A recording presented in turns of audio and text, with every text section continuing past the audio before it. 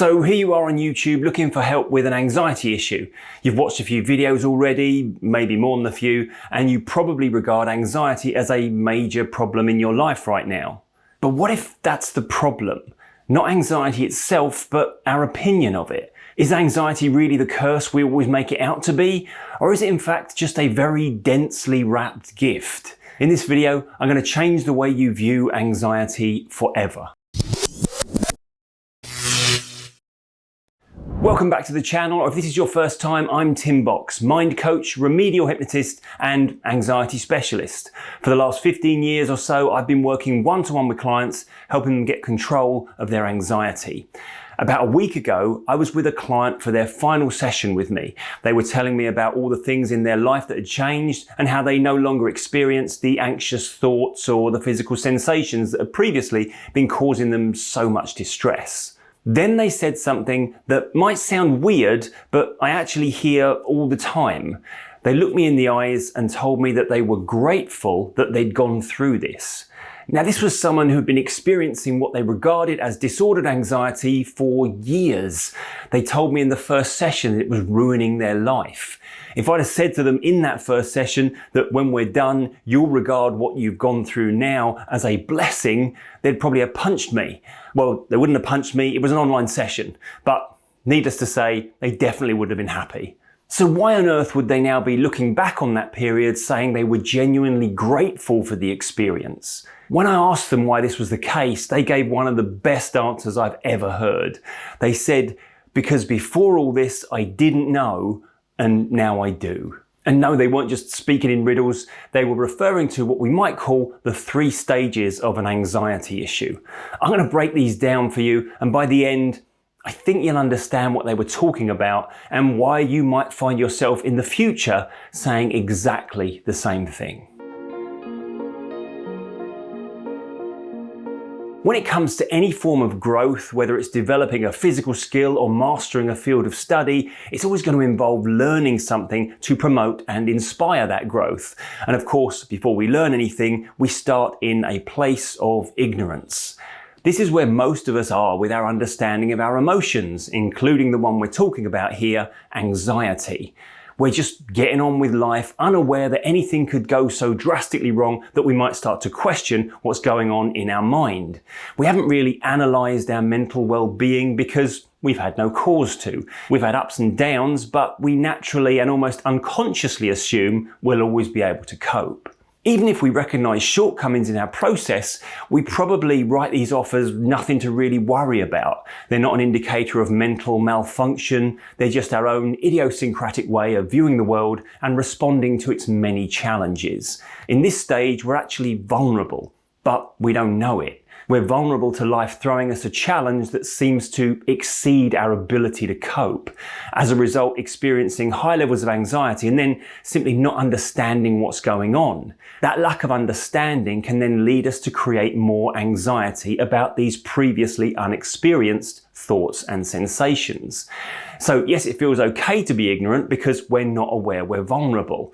But we don't get to choose if or when life throws us its challenges. Life decides for us. It brings the challenge that makes us question ourselves, and when we look back on that earlier state of ignorance, we often realise that although it felt safe, it really wasn't the best place to be. We were unaware of our own emotional fragility, and that left us unprepared for what was coming.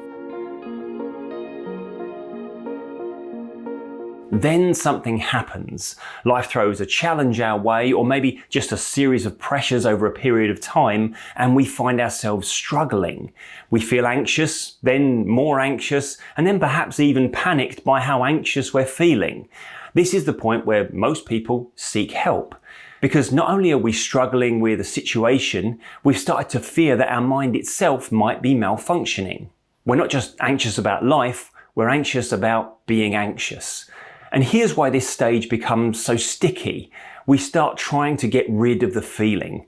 We want to cure the anxiety, heal our mind. Our understanding is that for whatever reason, we've become mentally or emotionally unwell, and we start trying to go back to that state of not worrying, not overthinking, not feeling so unsure. We remember what it felt like to be free from these concerns, and in our attempts to turn back time, we get even more anxious. Because we don't move forward by looking backwards, and forward is the direction we have to go in.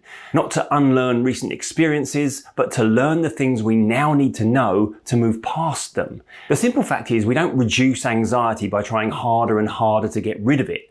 That just gives us more to feel anxious about. We've experienced something deeply unsettling, and as much as it might feel like the answer is to find a cure, the antidote isn't in the form of a coping strategy or a magic pill. The answer is to understand it. We move forward by learning what we need to know and understanding anxiety to the point where it no longer scares us. Stage 3 is where the breakthrough happens. This is where we let go of the idea that there's something wrong with us for feeling anxious, threatened, or concerned. We start to see that anxiety isn't an enemy or a flaw, it's a part of us trying to help. It's an emotion. It's a part of our mind using a particular emotional strategy to draw our attention to something important. It might at times feel unpleasant, especially if the important thing feels threatening and fear is involved.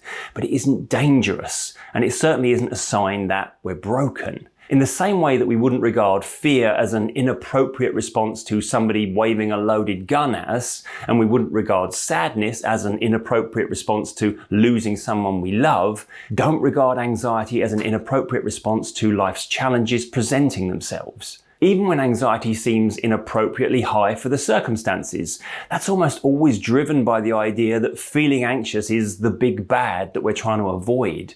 And why do we see it as the big bad? Because we've started to regard it as an indicator of mental illness or emotional instability. As soon as we stop treating anxiety as a condition we're afflicted with, and instead as an emotion we're experiencing, then we stop creating the higher levels of it. When my clients reach this point of understanding, the transformation is huge, because then in the future, even if life throws up another challenge, they now know their anxious response doesn't mean they're going mad or falling apart.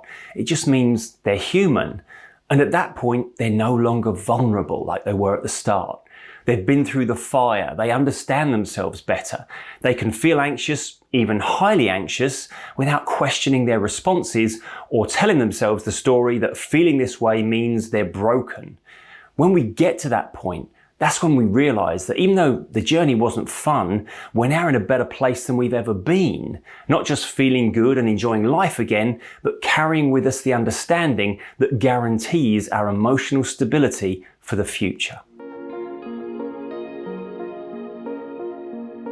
None of us knows what life will throw at us. We can't control that. But what we can do is learn from the things we go through. And sometimes the toughest experiences leave us with the most valuable insight. Not because the experience was pleasant, but because it taught us not only that we're capable of more than we ever realized, but also that we can accept and value our own emotional responses. And that's why so many people that I talk to who are at the other side of their anxiety issues recognize that they haven't gone back to how they felt before, but have actually moved on to an even better place than they ever were. If you found this helpful, please give the video a like and consider subscribing to the channel for weekly videos all about understanding anxiety. And if you want to go even deeper with this work, check out the members area for exclusive content, my full anxiety program, and weekly live Q&As where I answer your questions directly. Just click the join button on the homepage or follow the link in the description below. Thanks for watching. I'm Tim Box. Always remember, be kind to your mind, and I'll see you next time.